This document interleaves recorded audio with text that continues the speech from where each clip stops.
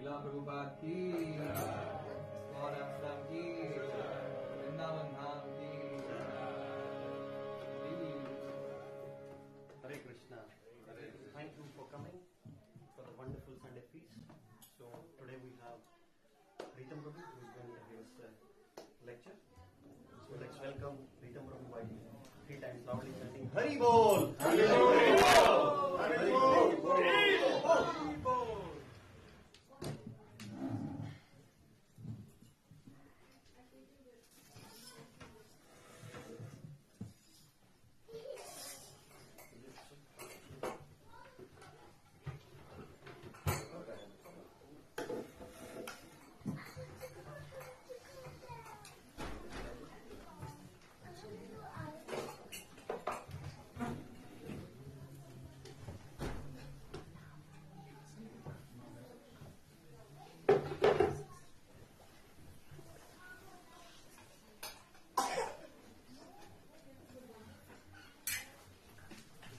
Hare Krishna.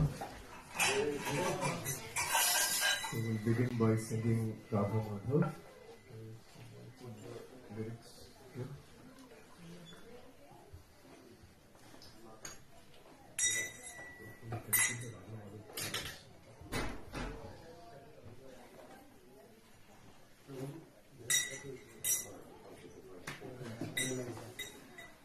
My phone, I don't care for my ring.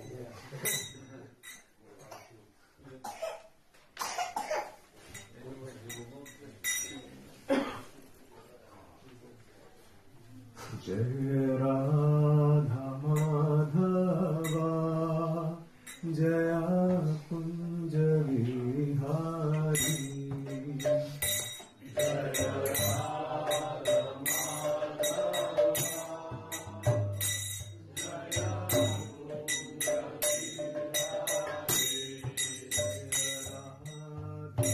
Madhava Jaya Kunja Vihari Jaya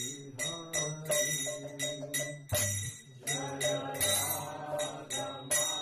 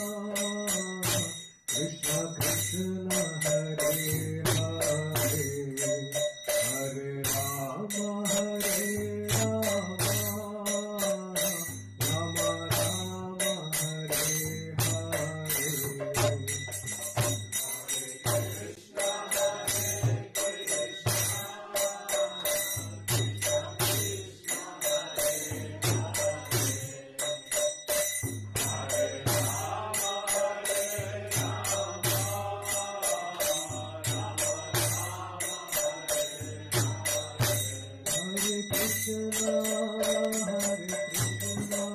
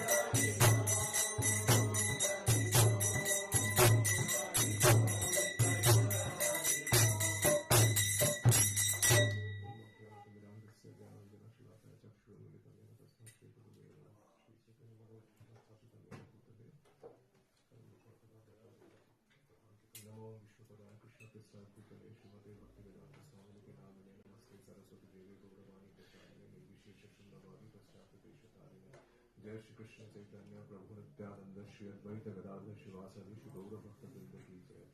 Hare Krishna Krishna Krishna Hare Hare Hare Ram Ram Ram Hare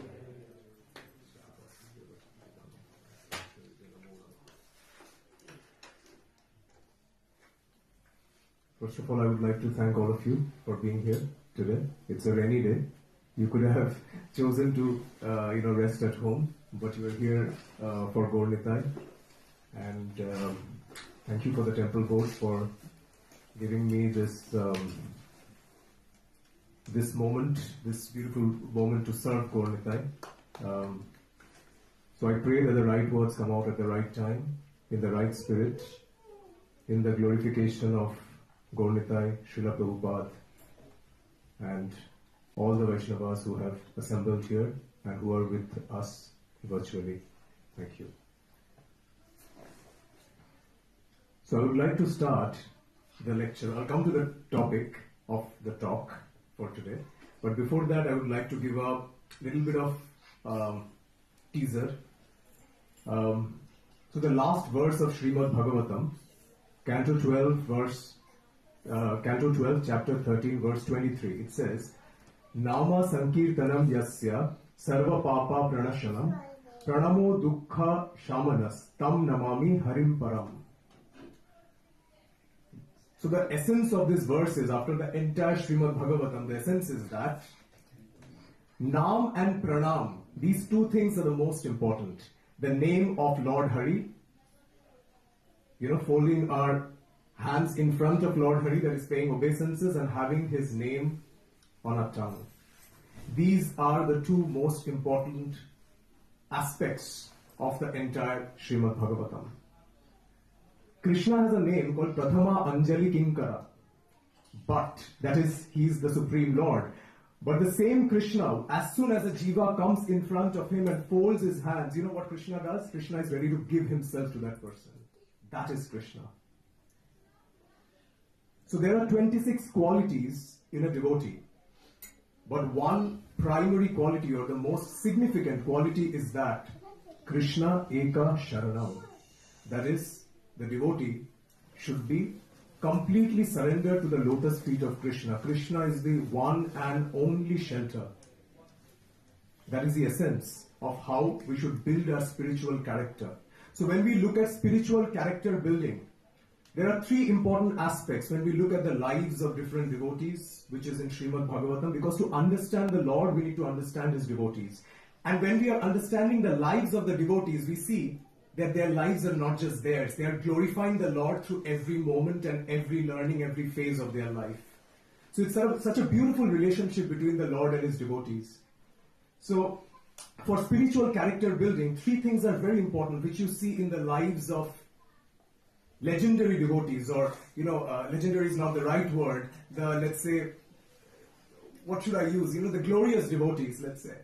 Service, surrender, and sacrifice. These three things. Just try to introspect. When you come across any of the characters, any glorious characters from Srimad Bhagavatam, you see that these three qualities are there in them. Service, unconditional service to Lord Krishna. Unflinching surrender to Lord Krishna. And sacrificing for the will of the Lord. So what they believe in, the principle that such devotees believe in, is that their life and whatever they do should be favorable to the pleasure of the Lord, even if it is not pleasurable to themselves. So they go through different situations, but with only one goal, to give pleasure to the Lord. So, if we look at examples like that, from Ramayana we can see Jatayu, who sacrificed his own life for service to Lord Ram, to try to stop Ravana from taking Mother Sita.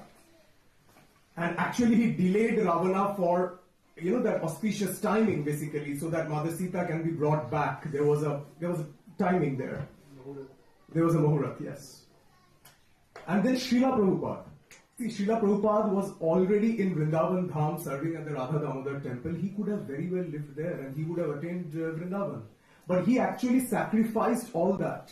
And he came to the West. He underwent so much of troubles just for us, to give Vrindavan to the West. Right? To all of us. To give Vrindavan to the world. Then we see the example of Haridas Thakur.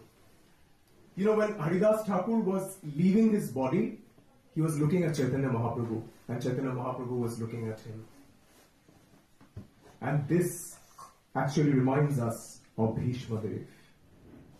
Prabhupada had quoted this, that when Haridas Thakur was there with Chaitanya Mahaprabhu, it was exactly like how Bhishma Dev was leaving his manifest pastimes. He was wrapping up his manifest pastimes in the presence of Lord Sri Krishna, who was standing in front of him.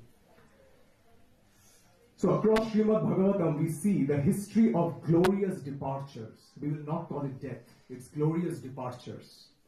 Okay? And because in bhakti, we are not just taught the art of living, but also the art of leaving. How we have to live our lives in order to leave this mortal realm and go back to Krishna.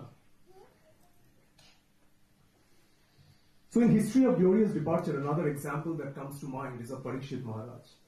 See, Parikshit's Maharaj life is, whenever you talk about him, you talk less of him and more about Krishna. When you talk about his birth, you actually glorify Krishna by how Krishna entered the womb of his mother Uttara and protected him from the Brahmastra of Ashwatthama. And then when you talk about his departure, it is actually the Srimad Bhagavatam that is unfurled in front of us. What a glorious departure. So, you would have understood that we will talk today about a very special personality, that is Bhishma Dev. Because we recently had the Bhishma Panchak, which is the last 5 days of Kartik month.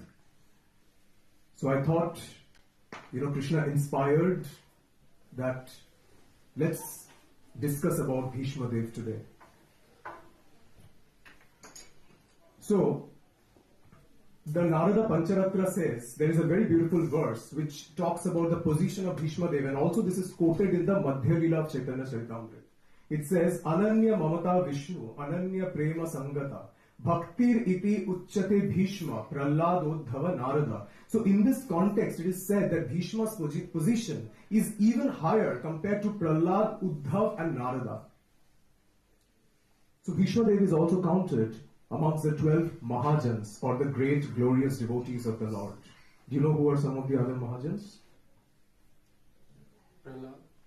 Prahlad, yes. Some more? Ali Maharaj. Ali Maharaj, okay. Yeah, so we have Lord Shiva, we have the 4 Kumaras, we have Yamraj. So there are a lot of glorious devotees of the Lord who get, this title of the 12 Mahajans. So when we look at the character of Bhishma Dev, we see that he was a great statesman, he was a great general, he was a great grandsire of the Kuru dynasty, he was a protector. But the character that shines through, because of which we are discussing today about him, is a surrender to Krishna, which is the greatest quality of Bhishma Dev. Because you can be born in any religion, you can be born in any caste, any creed, you can be a general, you can be a commander-in-chief or anything, but ultimately what matters is your devotion to Krishna, your surrender to Krishna. So throughout the story of Mahabharata, we see that, at every instance, we see that man has a plan, but God always has a master plan. And then there are great devotees of the Lord who accept certain positions in God's Leela. They humbly accept becoming a puppet to the Lord.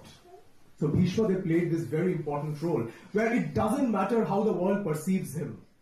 If the world thinks that, he's representing the opposite camp, it doesn't matter. You are ready to be dishonored, provided you are serving Krishna. You are fulfilling his plan even when the world sees you in a negative light. So that's the glory of Bhishma Dev. That's why he's counted as one of the Mahajanas. So Prabhupada sang this. Tava kripa hoile mora kotha shuddha habe shuniya shabar shokha dukkha je khuchibe আনিয়াছো যদি প্রভু আমারে নাচাতে নাচাও নাচাও প্রভু নাচাও সে মাতে. That means, my Lord, if you have brought me here to spread your words, make me a puppet in your hands. Let me dance to your tunes. So this is embodied in the life of Bhishma Dev. To understand a little bit more about Bhishma Dev, let's understand a little bit of the history of who was Bhishma. I'm not going to get into details of the Mahabharata, that is not the topic of discussion. But from the aspect of Bhishma Dev, let us try to get a little bit of his history. So, this was many yugas before, many kalpas before.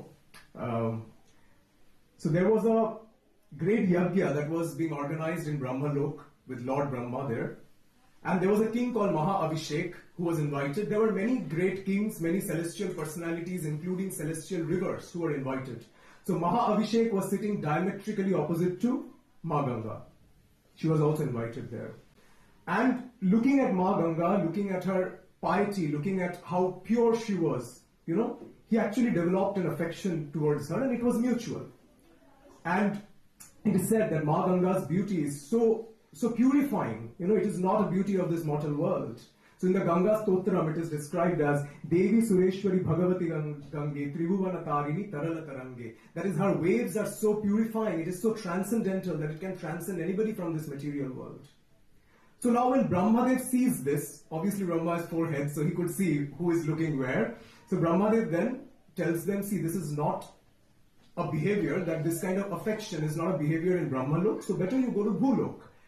And so it might look like a curse, but it was also, since Brahmadev was a great personality, it was also a boon. Because, when the Lord plans to come, he actually sets the stage. There are some characters or some personalities who come before him, some come together with him, and some come after him. So you see, before Krishna, the great hero is about to come, this was all the stage that was being set.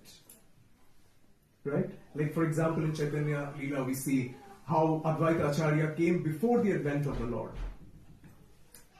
So anyway, so they were sent to Bhuloka. Now, as we know that there are these different, lineages, different families. So Lord Ramachandra, for example, he belongs to the Surya Vamsh. You know why? There is also logic to this, because out of all the transcendental qualities in Lord Ram, there are 12 standout transcendental qualities. And if you see the sun, it enters 12 zodiac signs in 1 year.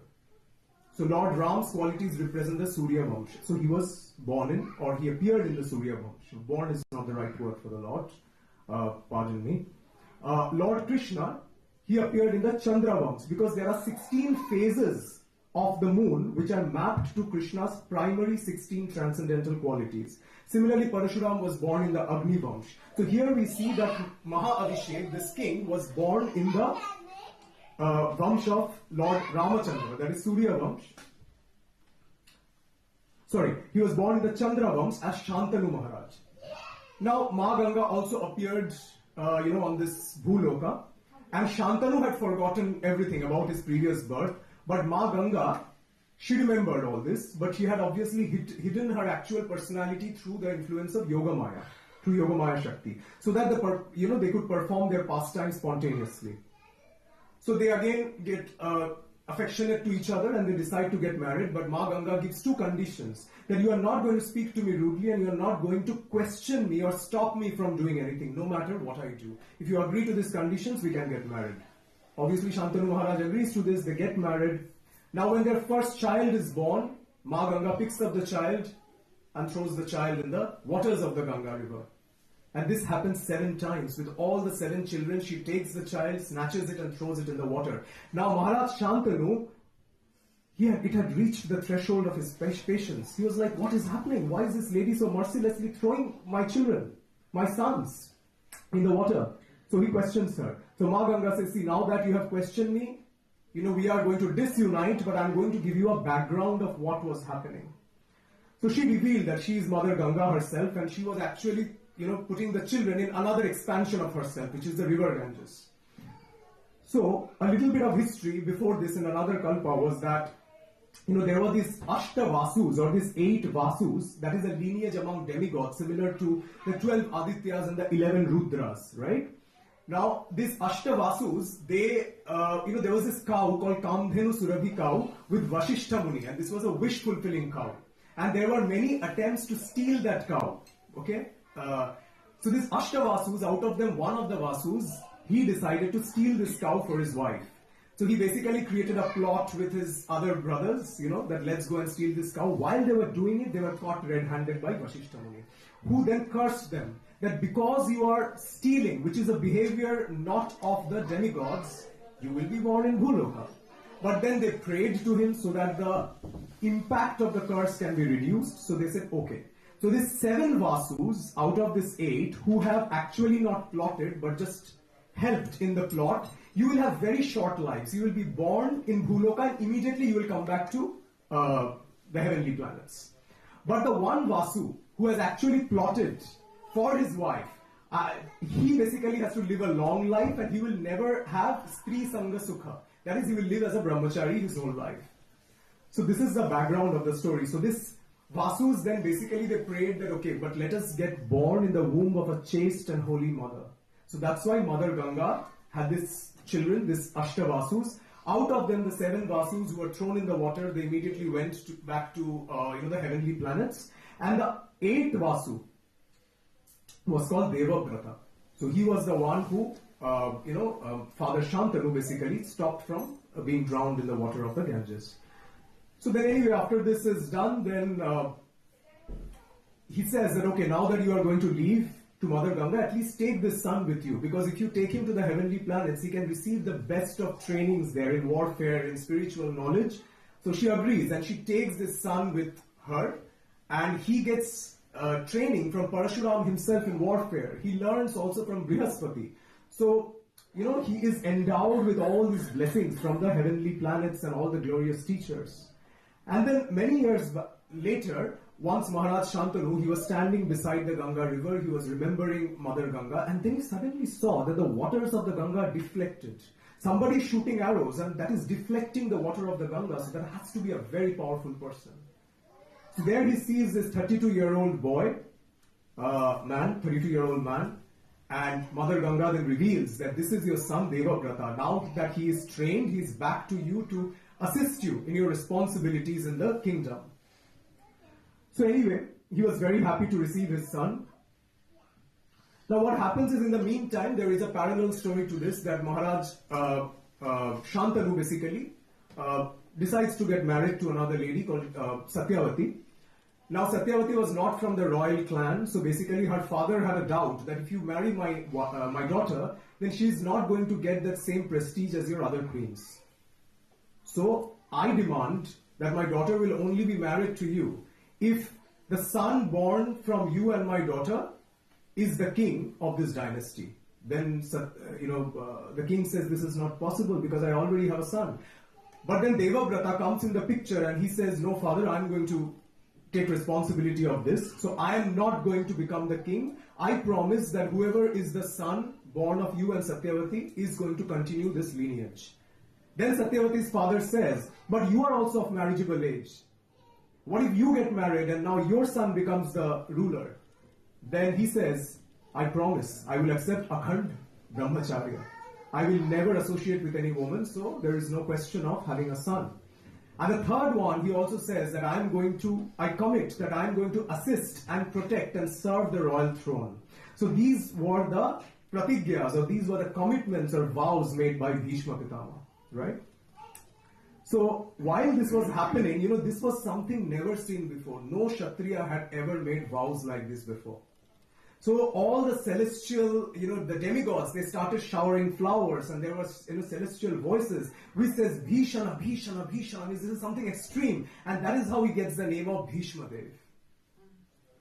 So his father is very happy, and his father gives him the boon that you will also have a boon of Ichha Mrityu. That is, you can decide the time of your death when you want to leave your mortal body. So, anyway, after this, there are many plots and subplots of the Mahabharata. As I said, that is not the point of this discussion. So let us just, go a little bit into the future of what is happening, or the current, or the present.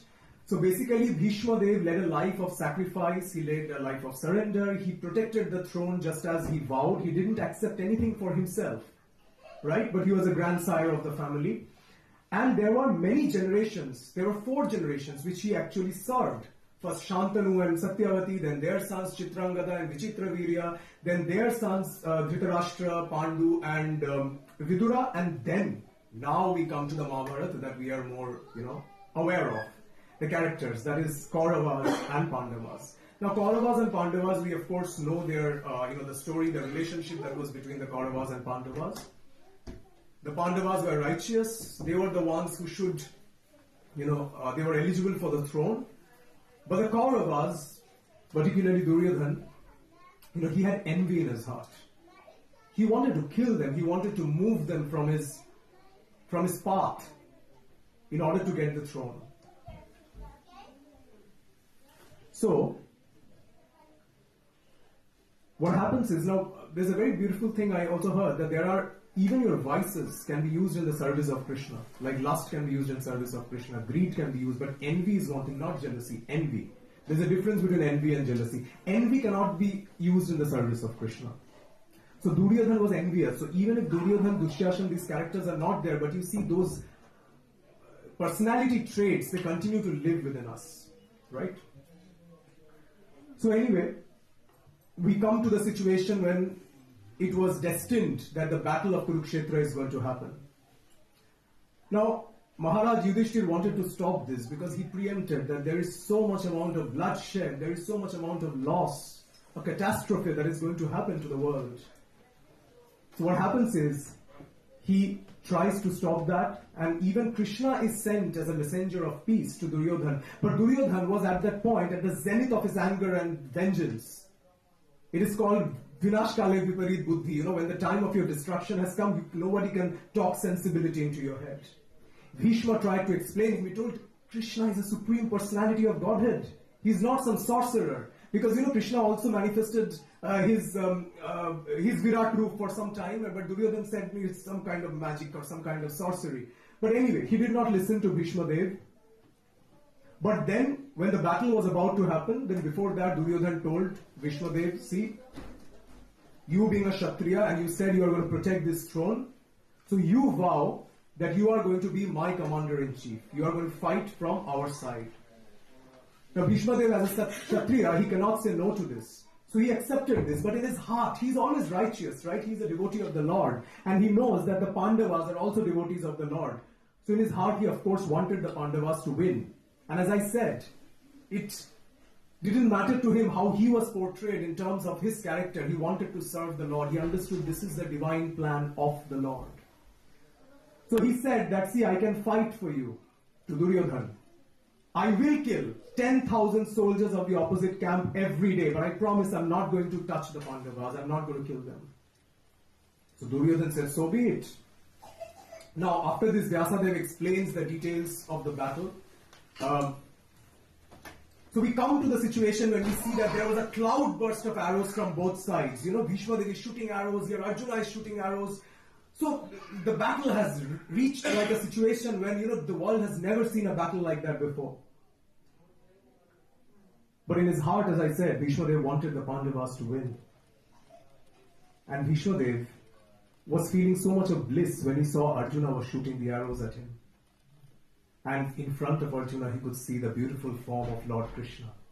It is said in some commentaries that, Bhishma Dev was on the other side, because of course when the Lord or devotees are portraying any character, there are a lot of internal and external reasons, right? So there is one of the reasons it said that if Bhishmadev was in the camp of the Pandavas, he could partially see the Lord from behind or the side of the Lord. But now he's sitting face to face as the enemy of the Lord. So that's why he could see Lord Krishna directly, the lotus face of Lord Krishna. So it's very different how devotees perceive situations, right? So now comes the most beautiful part. Now Bhishma Dev tells Duryodhana that I'm going to keep my sentiments aside and I'm going to fight. So Bhishma Dev now starts shooting arrows.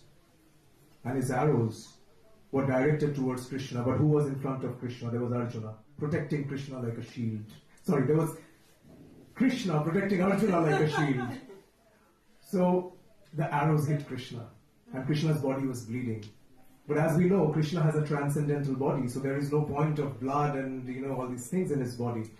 But Prabhupada explains that it is so beautiful that it was like Bhishmadev was offering flowers to Krishna. It was like rose petals that was being offered to Krishna. And just as Krishna accepts flowers at his lotus feet from a devotee in Dasyaras, Bhishmadev in his bravery, with his Viryaras, he was offering these flowers to Lord Krishna in the form of arrows. So the Lord was actually enjoying it. He was having bliss. So, but however, looking at this situation, Arjuna is bogged down. He even falls down from his chariot and he tells Krishna, Krishna, see, the situation is very dangerous now. Your friend is going to die in front of your eyes. And Bhishma is thinking that, Krishna, you promised you will never pick up weapons. But I make a vow that you are going to pick up weapon in this battle. So we know, right, a little bit of background that when Krishna was there and Arjuna and Duryodhana, he was in the middle and Krishna said, one of you can choose me and one of you can choose my Narayani Sena. Because the one who chooses me, just be aware of the fact that I am not going to pick up any weapon in the battle. So Duryodhana, of course, given his limited understanding or perspective on the role he is playing in the Lord's Leela, he accepts the Narayani Sena. And then the Lord asks Arjun, but Arjun, why are you accepting me? Arjun says, my Lord, I don't have the eligibility to accept you. I don't have the eligibility to accept anything from you. But I can only give myself to you. So that is why Krishna was a chariot driver of Arjuna and he didn't accept any weapons. But here Bhishma was thinking that, I make a vow that Krishna is going to pick up weapon in this battle of Kurukshetra. So what happens now is, the situation is, what is Krishna going to do? There is a very beautiful verse in Srimad Bhagavatam, Canto 1, Chapter 16, verse 16, where it is said that Krishna renders such services to the Pandavas, like they are his friends. So you see, he plays the role of their messenger, of their chariot driver, even their night watchman, their servant. So it is said in Bhagavatam that Krishna used to wait outside their camps when they were sleeping at night to protect them. Imagine, this is the Supreme Lord. And he used to behave like he was much younger to them, in that mood of servitude to his devotees. That is the beauty of the relationship with Krishna. And Maharaj Parikshit, when he hears this, he's overwhelmed with devotional emotion for Lord Krishna. And which Krishna is that? Jagat Pranatam Cha Vishnu. The entire world bows down to this Krishna. And here Krishna is accepting the role of a chariot driver to Arjuna, as a messenger, as a servant to the Pandavas. So pure devotees like Bhishma, they have gone through fire. They go through a lot of situations just to glorify the Lord. Because their only goal, as we discussed, is Krishna's satisfaction. Do you think it was easy for him? It was not. Like many people would have a very straightforward explanation that, he was being fed by Duryodhana, so it was supposed to be, that he should be part of Duryodhana's camp, but that is a very TRP-oriented TV soap opera kind of explanation. Pure devotees don't think in this way. Bhishma understood that being a puppet in Krishna's plan is what is meant to be for him. So now coming back to the battlefield, now when Bhishma was attacking Arjuna, and like even Krishna got this arrows that were hurled towards him. Krishna is angry. Krishna is furious.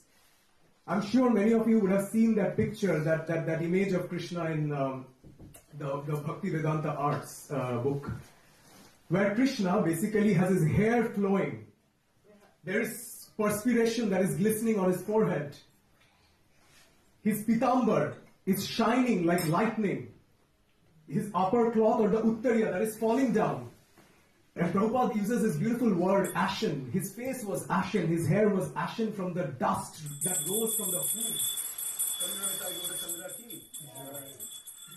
So his forehead and his hair were ashen from the dust that rose from the hooves of the horses in the battlefield. Imagine how beautiful Krishna was looking even in his anger. So what Krishna did is, he picked up a broken chariot wheel. And it is like when he picked that up on top of his head, and he ran towards Bhishma Dev. It looked like it was a Sudarshan. It was a wheel of time. And Arjuna had grabbed Krishna by the thigh and he was like, Krishna, don't do this. But Krishna was running, and here Arjuna was being dragged along. The entire earth was trembling. So Krishna reaches in front of Bhishma Dev with that wheel in his hands, and Bhishma Dev is happy. Bhishma Dev's lips are quivering, there are tears flowing from his eyes, but it's not out of fear or not out of sorrow. He's so happy that the Supreme Lord is in front of him, and that the Lord has broken his own vow to protect his devotee. So Krishna did basically two things with this one action. One, he broke his own vow to protect Arjuna. So when the situation comes to protect his devotees, Krishna says that my devotee is never vanquished. So Krishna always protects his devotees. If that means he has to break his own vow, Krishna is ready for that. And the second thing, Bhishma Dev had also made a promise as a great devotee of Krishna that I'm going to make sure that Krishna is going to pick up weapon. So he also fulfilled that vow of Bhishma. How glorious is Krishna? So Bhishma Dev says, my Lord, please kill me. I am a soul surrendered unto you. But here Arjuna was saying, Krishna, no Krishna. Give me a chance, I'm going to fight properly, because I am not fighting properly, this situation is happening. Please, Krishna. So he pacified Krishna. Krishna held his hand. They go back to the chariot. And this was the end of the day. So the battle would be resumed the next day. Now Duryodhana was seeing all this, and Duryodhana saw that, Bhishma is biased towards the Pandavas. So Duryodhana says, come on, Bhishma Pitama. You are on our side. Whose side are you? So you have to give me a commitment, a Kshatriya commitment that you are going to kill the Pandavas. Now Bhishma says, okay, here are the 5 arrows. With these 5 arrows, I'm going to kill the 5 Pandavas. Duryodhana says, I don't believe you. You give me those arrows. I keep them with me. I give it to you in the battlefield, and you use one by one to kill the Pandavas. But there's a very strange thing here. Duryodhana was the rival of Arjuna, but Arjuna had also received a boon from Duryodhana that whatever he asks him, Duryodhana is going to give that, to fulfill that. So these were kind of Kshatriya codes, or Vedic moralities, we can say. That even in the battle, now Krishna told Arjuna that, see, this is a situation that has happened. He has the arrows, go and ask for the arrows. So Arjuna goes and says, I want the arrows. Duryodhana had to give those arrows. But then he was thinking, how does he know it? Bhishma Dev tells him, I told you. Krishna sits in your heart. The moment you asked me to give the arrows, Krishna knew. And Krishna is going to protect the Pandavas. So anyway, after this what happens is, we see that before the battle, Arjuna was lamenting that so many people are going to die. There was so much of compassion in his heart, but we can say it was kind of misplaced compassion, or he was an illusion. He was a soft-hearted person, but he was an illusion. But during this war, when the war was about to close, we see Yudhishthira Maharaj lamenting that there is so much of bloodshed, so many people are losing their lives, this war is so dangerous. So this war has to stop, and the only way this war can stop is if Bhishma Dev is defeated. And for a Kshatriya of the caliber of Bhishma Dev, he can only be defeated when he dies. And when will he die? When he gives up his weapon. Because with weapon in his hand, nobody can fight against Bhishma Dev. So how beautiful it is. Yudhishthira now meets Bhishma Dev and he says, Bhishma Dev, we want to end this battle. So we would like to defeat you. How to do that? Bhishma Dev says there are 8 situations in which I can put down my weapon. One, if the person in front of me who is fighting his or her his weapon is broken, or the weapon has fallen, the person is a woman, has a name which sounds feminine, is handicapped, is the only son to his mother, is a coward, or has surrendered to me. Any of these conditions, if it happens, I am going to give up my weapon. Yudhishthira asks, but tell me, which one of these 8 should we use to kill you? Bhishmadev says, see how pure a soul he is. He's so transparent that he is ready to speak the truth even to his enemy. He says, bring Shikhandi in front of me. There is a backstory to Shikhandi. So this was one character who was given the boon by Lord Shiva that Bhishma Dev's death is going to be caused by you. So Shikhandi was a little bit of history, but let's say this way, Shikhandi was a eunuch. Okay? So, or had a feminine name. We can consider it this way. So when Shikhandi, so he told exactly that you bring Shikhandi in front of me, so I'm going to put down my weapons. And in that moment, let Arjuna shower his arrows towards me. Then I will have, nothing to defend myself. And he gives them blessing that may you be victorious in the battle. So tomorrow may you kill me and may you be victorious. Prabhupada quotes in Bhagavad Gita chapter 13, he gives the beautiful meaning of the word simplicity. He said simplicity means that without any diplomacy, one should be so straightforward that he can even disclose the real truth to his enemy without fear. Because a person who is selfless is also fearless. Right? So a person, a pure devotee, is fearless, he's selfless, he can reveal because he doesn't see anybody as his enemy, anybody as his friend. He's not the doer, nobody is the doer. He sees Krishna as the ultimate object of glorification, of devotion, right? So Bhishma tells them about Shikhandi, blesses them, and the next day when this fighting is resumed, Bhishmadev hears this Akashvani, this celestial voice of the 7 Vasus. And who are the 7 Vasus? Who are brothers of Bhishmadev in his previous life. They say that your time has come. But you have Ichha Mrityu. You can, decide when you want to die, but we are just letting you know that it's time to wrap up your mortal pastimes.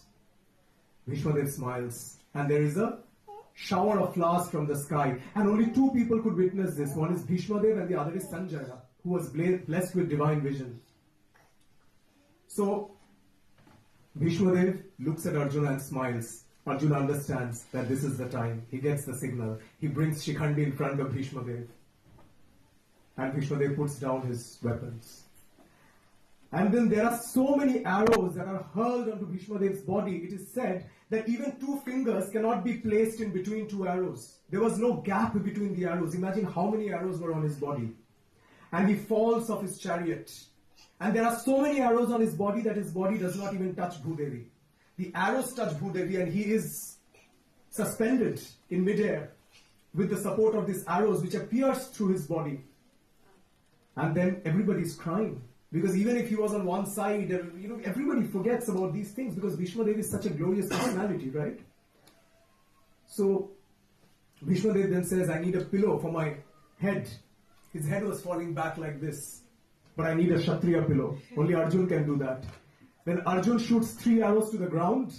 And with the 3 arrows, basically, Bhishmadev puts his head on those 3 arrows. So his body has the arrows piercing through it, and his head is supported on 3 arrows, which Arjuna shot to the ground. So he's lying down like this, if you can imagine it, on a bed of arrows.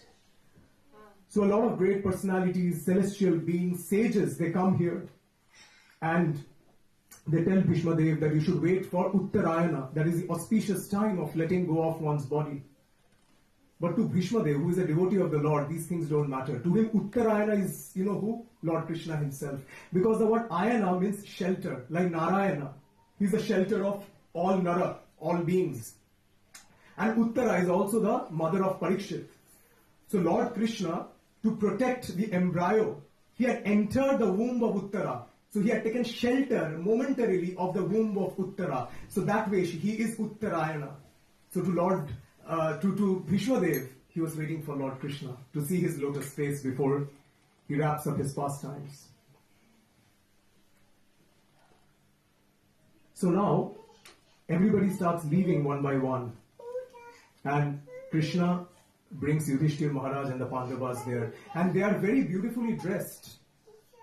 Bhagavatam says that they look like they are Kuvera. They are so beautifully dressed in rich silken cloths and golden chariots. You know why? Because Lord Krishna wanted to show Bhishma Dev that, see, you wanted them to win. See, they have won. They have all the riches, all the glories of the kingdom. It belongs to them. Yudhishthira Maharaj is the king. And Bhishma Dev, looking at them, he congratulated them with his, with the feelings. And there were tears of ecstasy in his eyes. And he was overwhelmed with love and affection. Imagine lying down on that bed of arrows, counting his last breaths. And in that situation also, he gives instructions to Yudhishthira Maharaj about occupational duties, about the services as a king. And he glorifies Lord Krishna to Yudhishthira Maharaj. He says, in the Bhagavatam, it said, "May my Lord, who is four-handed and whose beautifully decorated lotus face, with eyes as the rising sun, is smiling, kindly await me at that moment when I quit this material body." Now Krishna comes in front of him. Krishna also pays his obeisances to Bhishma Dev. It is said that he is God, but why did he do that? To show etiquette and to show that the love he has for his devotees. Bhishma looks at Krishna and he sees Krishna as Parthasarathi, as Vijaya Sakha. He's remembering Krishna as a rain cloud, with those perspiration on his face, the ashen hair from the dust of the hooves of the horses. He's looking like a rain cloud with beads of mist and rain droplets.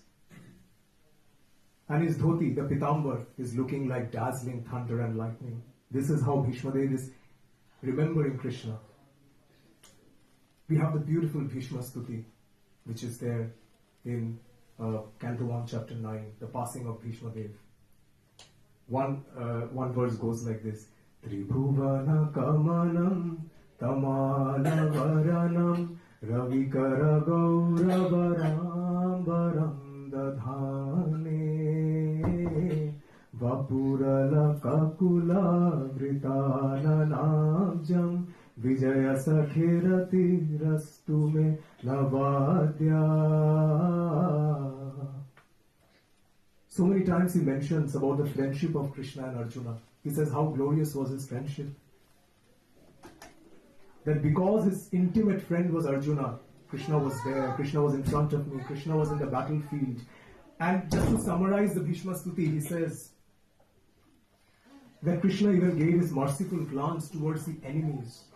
Whoever looked at him, they basically attained his realm, his divine realm. And Krishna even reiterates that feeling, that thought that Krishna broke his own promise to protect his devotee and also to keep the vow of Bhishma Dev, to honor that vow. He imagines Krishna as a chariot driver of Arjuna with a whip in his right hand and the bridle rope in his left. He also remembers Krishna as the lover of the damsels of Vrindavan. And he says that Krishna is in everyone's heart. He's like the sun who is perceived differently, but the sun is the same. Imagine a very beautiful example I heard. It's like if you have dirty water, a puddle of dirty water, and if you have fresh water, the sun evaporates both. After the puddle of dirty water is evaporated, there is no smell, no dirty water or urine that is left. The sun is not partial to whether it is dirty water or whether it is fresh water. And neither does the dirty water go and stick on the surface of the sun.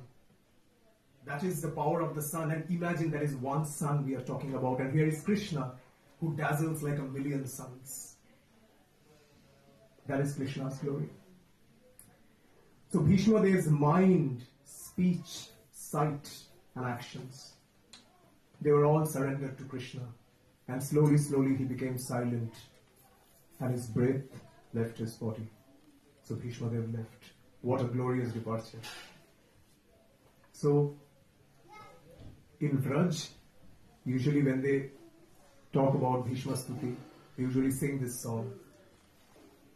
Itna tu karna swami, jab pran tan se nikle. Govind नाम लेकर जब प्राण तन से निकले. It means, my Lord, just do this one thing. Not only when I am leaving my body, But every moment my body is changing, every moment I am dying, let me remember you every moment. Let your name Govinda be the only memory, the only thing that is there on my lips when I leave. May it be my eternal companion. And how, my Lord, how am I going to imagine you? पीतांबरी कसी हो मुखरे पे एक हंसी हो छवि मन में ये बसी हो जब प्राण तन से निकले. You have your pitambar wrapped around you. There is this beautiful dazzling smile on your face. May that be the only picture that remains immortalized in my eyes. Shri Ganga ji का तट हो यमुना का वंशीवट हो मेरे राधा रमण निकट हो जब प्राण तन से निकले गोविंद नाम लेकर जब प्राण तन से निकले. So all auspiciousness is there when you are there. Let me imagine you as Radha Raman in front of my eyes. And let me chant your name of Govinda. So Harinam, Krishna's name, that is a source of everything. That is the destination of everything. We started our discussion with the last verse of Srimad Bhagavatam, which says Naam and Pranam are the essence of bhakti. And here we would like to wrap up this discussion with the power of the holy name.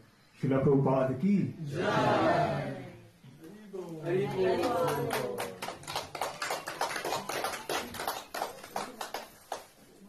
Any questions, feedback? Looks very nice, Prabhu. Very nice. One thing I just wanted to clarify, maybe comment on that. So Vishnu Sahasra Naam is considered so powerful and pious. I think Bhishma Dev. That's what I've also heard. But in Bhagavatam, I did not come across that in Vishnu Stuti. But that's what I've also heard. Because that is considered the only because we have many Sahasranams, but that is the only Sahasranam which is chanted in front of Lord Krishna. So that is considered. But yeah, I wanted to hear. Any other questions? We have 5 minutes left. Srila Prabhupada ki Jai. Sridham Prabhu ki Jai. Please forgive me if there was anything that I said was not right or that was not aligned to Srila Prabhupada's teachings, but I tried my best to hear from senior devotees. Hare Krishna.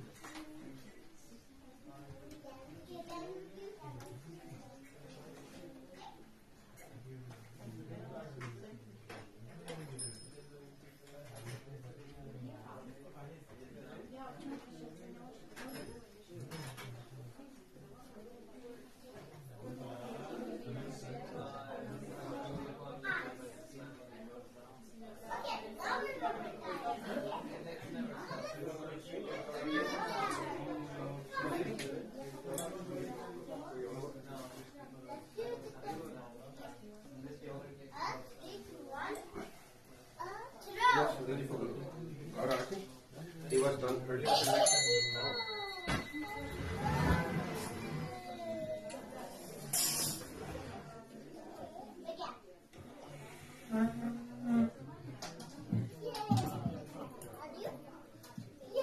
Maybe we all can stand so we can do the arti now.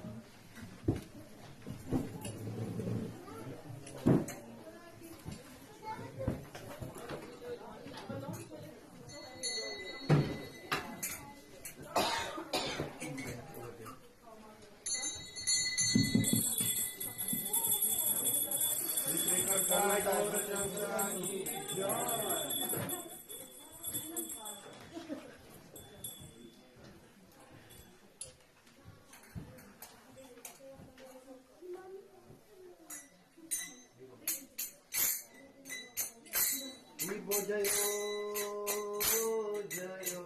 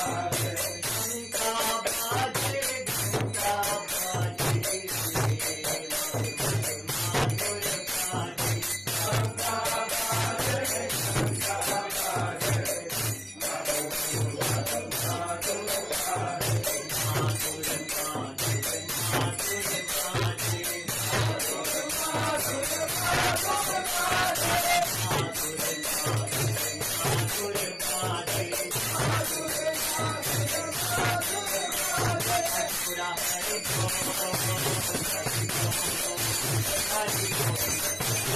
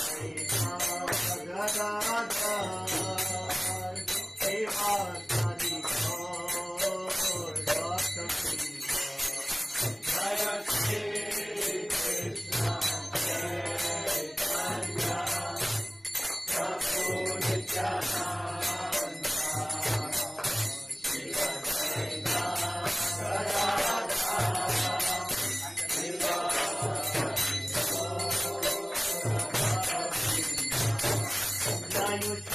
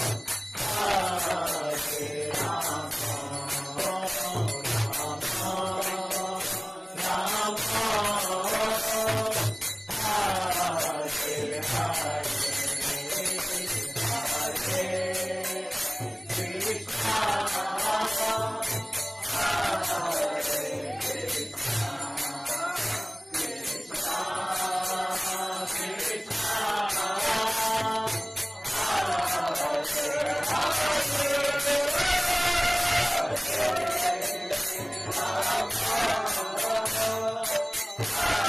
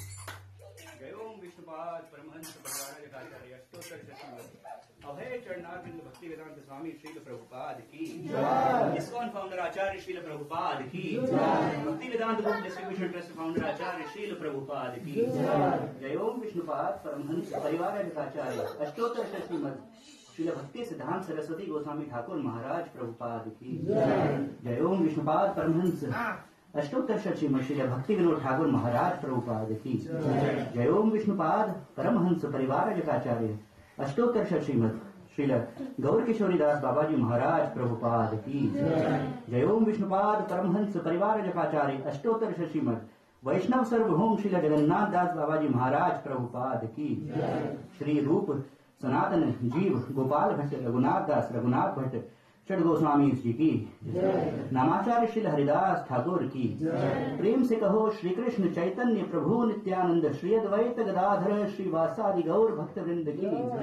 Shri Shri Radha Krishna गोप गोपीनाथ श्याम कुंड राधा कुंड गिरिगोवर्धन जी की, बोलो श्री वृंदावन धाम की, बोलो पुरुषोत्तम श्री कृष्ण जगन्नाथपुरी धाम की, श्री द्वारकापुरी धाम की, श्री बद्रीनाथ धाम की, गंगा मैया यमुना मैया जी की, श्रीमती तुलसी महारानी श्रीमती भक्ति देवी की, गौ माता जी की, सामवेद भक्त वृंद की, अनंत कोटि वैष्णव वृंद की, वर्तमान गुरु वृंद की, युग धर्म श्री हरिनाम संकीर्तन की, कलयुग पावन श्री हरिनाम संकीर्तन की, श्री ताई गौर Premanand. All glories to the assembled devotees. All glories to the assembled devotees. All glories to the assembled devotees. All glories, all glories, all glories to Shri Guru and Shri Gauranga. All glories to Shri Prabhupada.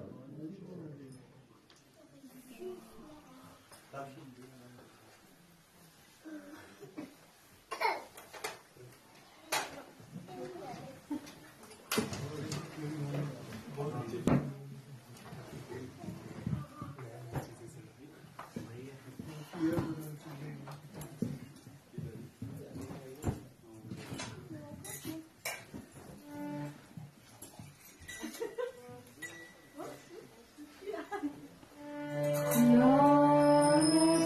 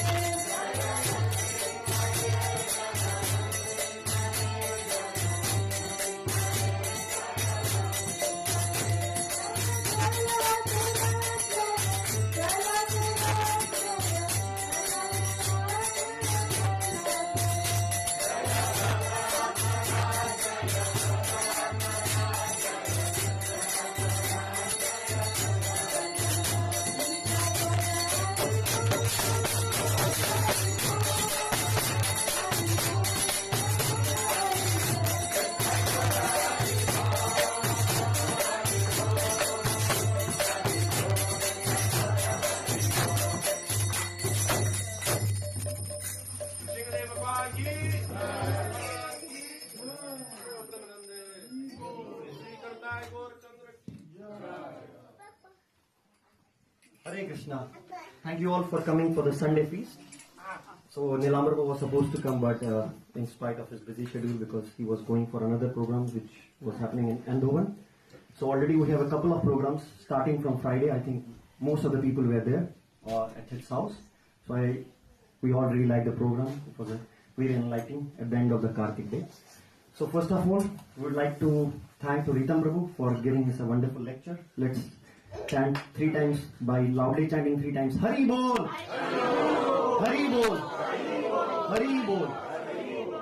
Also would like to thank to the kitchen team who really put a lot of efforts for making the prasadam. So I think Namita Mataji, Sachin Prabhu, Ganpati, and Rimpu Prabhu, and what else? Lakshmi Mataji and Raji and Preeti. Yeah. Let's chant 3 times again for them for Hari Bol! Hari Bol! Hari Bol! So we would like to also thank to the entire team who were involved in each and different areas, like Hofdorf was there, then Almere was there, Amstelveen, and many other different areas like Tilburg, where people put a lot of efforts to make the Kartik at everybody's house, going to different places. So we would like to thank to each one of them who were involved in this entire month for the Kartik, and we have done more than 100 plus programs. So let's chant for them also. Hari Bol 3 times. Hari Bol. Thank you. So anyone who has come here to the temple for the very first time? Yeah. So Toshan Prabhu, do we have? Yes, we have a little gift for you. Hare Krishna. So who came more for the first time? Also for you? No, I already know. I am saying hello to. Okay. More for the first time?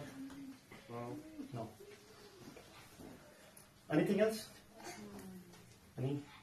No? No. Okay. Big roll. Yeah. So let's start with the prasadam. We'll be serving the prasadam here.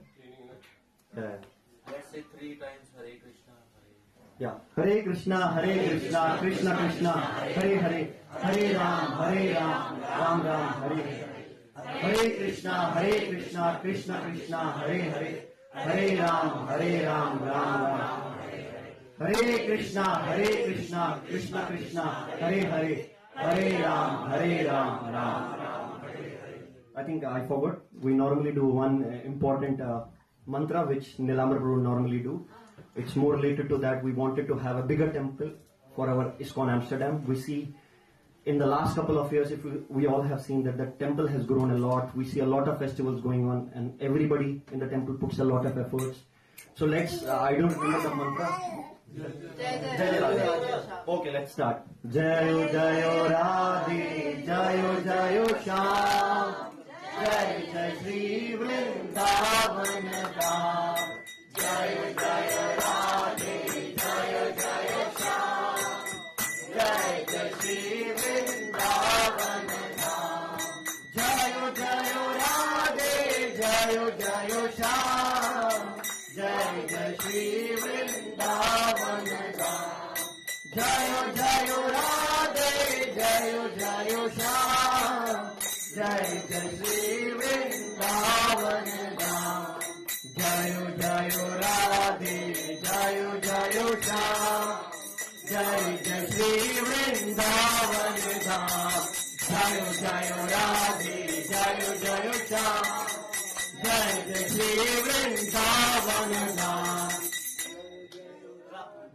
Jayo Jayo Shyam, Jai Jai Shri Vrindavan Dham, Jayo Jayo Radhe, Jayo Jayo Shyam, Jai Jai Shri Vrindavan Dham.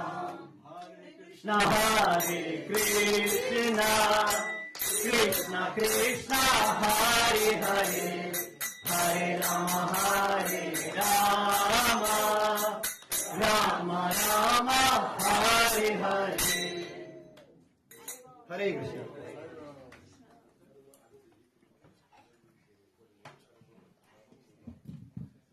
So everybody can make rows. Ladies on this side, gentlemen on this side, and then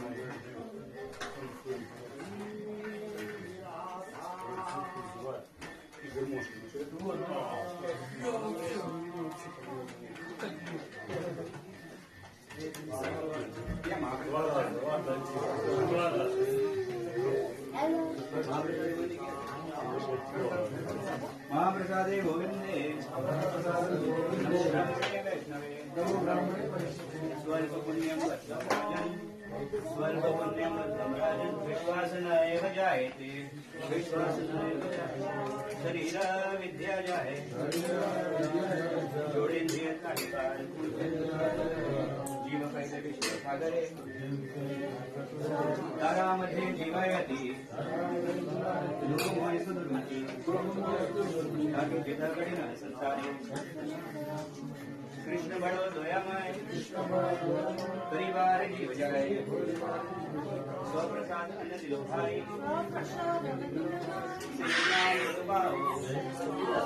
Radha Krishna गुण गाओ प्रेम डाको श्री चैतन्य निताय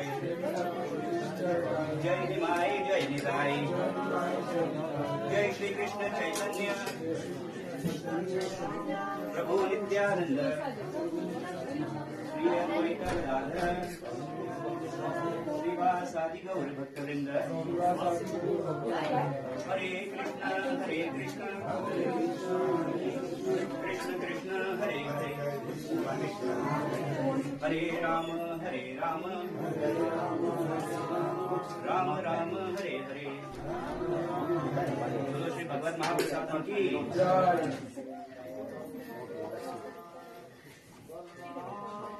आज के आनंद की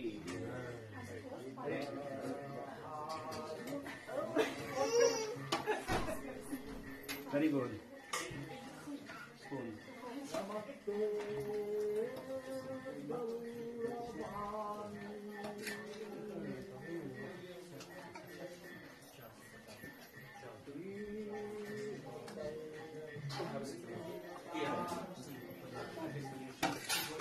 So many seats are empty. You forgot to bring your friends in here. Isn't it, Mate? They forget to bring their friends. Yeah, take as much as you want. No, it was Ganpati.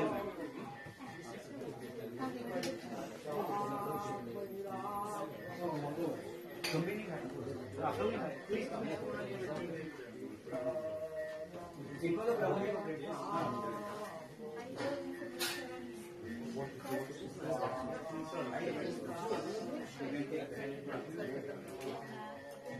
You can sit there as well. We are logging.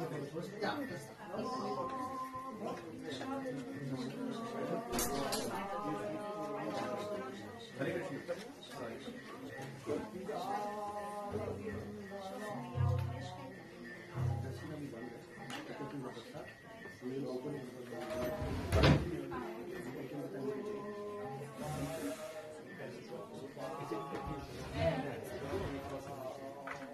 You can come here. Hare Krishna. You can take that cushion.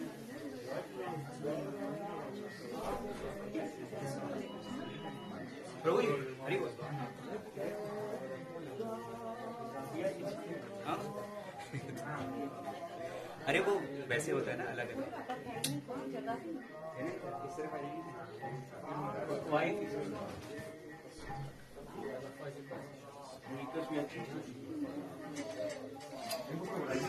हाँ?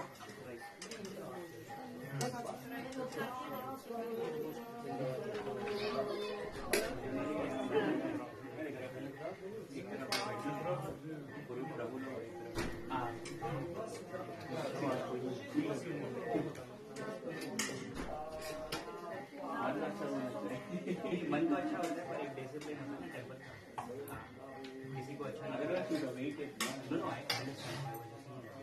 somebody asks you, that's okay. But somebody might treat you never know who is it. It's like school, right? You have to adjust for everyone. Yes, 11. Is it good? Interesting. You came for the first time? Okay. You just remind on the table, book table, that you came for the first time. Okay. We have a little gift for you. You all came for the first time? Yeah, then you all remind them. We have a little gift for all of you. Apart from the nice lemon rice. And eat as much as you want. Thank you very much. Don't be shy.